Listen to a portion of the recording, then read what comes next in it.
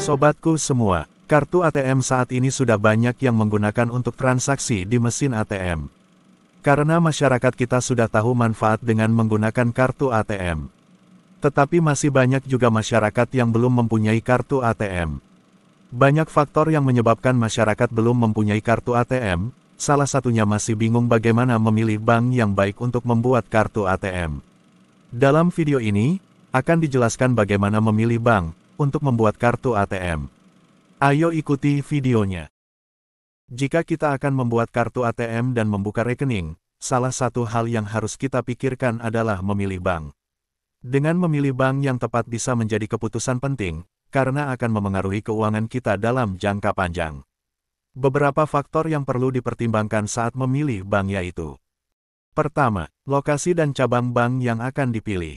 Pastikan bank memiliki cabang atau ATM yang mudah diakses dari tempat tinggal atau tempat kerja. Tujuannya, agar kita tidak kesulitan ketika akan melaporkan masalah-masalah yang terjadi di kartu ATM dan rekening. Dengan memilih bank yang dekat dengan tempat kerja atau tempat tinggal, juga dapat membantu kita mempercepat menyelesaikan masalah-masalah perbankan. Misalkan ketika melakukan transaksi penarikan uang tunai, tiba-tiba uang yang kita ambil tidak keluar dari mesin ATM. Tentunya akan muncul perasaan takut. Maka apabila lokasi kantor bank dekat dengan tempat tinggal atau tempat kerja, kita bisa langsung melaporkannya. Sehingga akan mempercepat penyelesaian komplain kita. Itulah keuntungan memilih kantor bank dekat dengan tempat tinggal atau tempat kerja. Kedua, biaya. Coba kita perhatikan juga untuk biaya-biaya yang akan dikenakan oleh bank, bila kita akan membuka rekening dan membuat kartu ATM. Masing-masing bank akan menentukan dan mempunyai kebijakan sendiri-sendiri, ketika akan menentukan biaya-biaya yang akan dikenakan kepada kita. Ada banyak jenis dan ragamnya, untuk menentukan biaya-biaya apa saja yang akan dikenakan kepada pemilik rekening. Biaya-biaya yang akan dikenakan oleh bank kepada nasabahnya, seperti biaya administrasi, biaya penarikan ATM, atau biaya transfer antar bank. Ada juga biaya pengelolaan rekening, atau biaya saldo di bawah saldo rekening. Ketiga, suku bunga. Selain memperhatikan biaya-biaya yang dikenakan oleh pihak bank, tidak ada salahnya kita juga memperhatikan suku bunga yang akan diberikan oleh bank. Sudah bukan rahasia lagi, ketika kita membuka rekening di bank, baik rekening tabungan, rekening deposito, rekening giro, tentunya kita akan mendapatkan imbal hasil yang berupa suku bunga. Biasanya suku bunga akan diberikan setiap bulan. Tetapi ada pula yang diberikan setiap 3 bulan atau 6 bulan sekali. Bahkan ada yang diberikan setahun sekali. Masing-masing bank pun juga berbeda-beda ketika menawarkan suku bunganya kepada calon nasabahnya. Maka ketika kita akan membuka rekening, perlu juga untuk memeriksa suku bunga yang ditawarkan oleh bank untuk tabungan atau deposito. Ketiga, suku bunga. Selain memperhatikan biaya-biaya yang dikenakan oleh pihak bank, tidak ada salahnya kita juga memperhatikan suku bunga yang akan diberikan oleh bank. Sudah bukan rahasia lagi, ketika kita membuka rekening di bank, baik rekening tabungan, rekening deposito, rekening giro, tentunya kita akan mendapatkan imbal hasil yang berupa suku bunga. Biasanya suku bunga akan diberikan setiap bulan. Tetapi ada pula yang diberikan setiap 3 bulan atau 6 bulan sekali, bahkan ada yang diberikan setahun sekali. Masing-masing bank pun juga berbeda-beda ketika menawarkan suku bunganya kepada calon nasabahnya. Maka ketika kita akan membuka rekening, perlu juga untuk memeriksa suku bunga yang ditawarkan oleh bank untuk tabungan atau deposito. Keempat, produk dan layanan. Bagi sebuah bank tentunya mempunyai produk-produk unggulan yang ditawarkan kepada nasabah.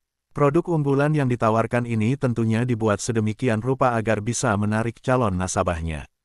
Misalkan saat ini banyak bank yang menawarkan produk e-channel yang dapat mempermudah dalam melakukan setiap transaksi.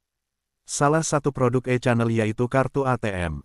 Dengan menggunakan kartu ATM ini, dipastikan transaksi perbankan akan lebih mudah dan cepat. Maka saat ini bank banyak yang mulai gencar memasarkan produk-produk e-channel ke tengah masyarakat. Ternyata sambutan masyarakat pun terlihat antusias untuk menggunakan produk-produk e-channel. Tetapi untuk dapat menggunakan produk e-channel ini, masyarakat harus mempunyai rekening di bank.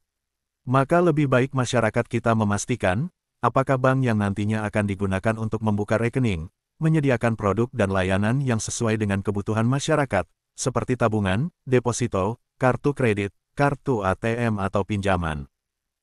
Kelima, pelayanan pelanggan. Bagi bank memberikan layanan kepada nasabahnya dengan baik, merupakan kunci utama dan prioritas bagi manajemen bank.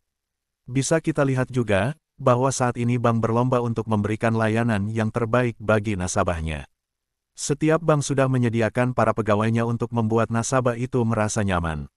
Ada bank yang membuat unit khusus yang hanya memberikan layanan kepada nasabah yang termasuk nasabah utama. Demikian juga, bank juga sudah menyiapkan unit khusus yang menangani masalah komplain nasabah, dengan membentuk call center atau pusat pengaduan. Misalkan ada permasalahan yang dialami nasabah yang berkaitan transaksi di mesin ATM, maka nasabah bisa mengadukan melalui nomor telepon pusat pengaduan yang sudah disediakan oleh bank. Sehingga sudah ada komunikasi antara kedua belah pihak. Maka evaluasi kualitas layanan pelanggan bank, termasuk ketersediaan layanan pelanggan, kecepatan tanggapan, dan kemudahan berkomunikasi dengan bank sangatlah penting sebelum membuat rekening bank. Keenam, sistem keamanan. Setiap nasabah tentunya ingin uang yang disimpan dalam bentuk rekening di bank dijamin keamanannya. Tidak ada nasabah yang merelakan uangnya hilang. Demikian juga, ketika kita akan menyimpan uang di bank pun, tidak ada salahnya memastikan sistem keamanan yang dimiliki oleh bank, tempat untuk menempatkan dana kita, dalam bentuk tabungan, giro atau deposito. Dengan semakin canggih dan kuatnya sistem keamanan yang dimiliki suatu bank, maka akan menambah kepercayaan masyarakat terhadap bank. Karena bank yang memiliki sistem keamanan yang kuat, salah satu tujuannya untuk melindungi informasi dan transaksi keuangan dari nasabah. Ketujuh, reputasi. Nama besar dari bank, tentunya akan membuat bank tersebut mempunyai reputasi yang baik.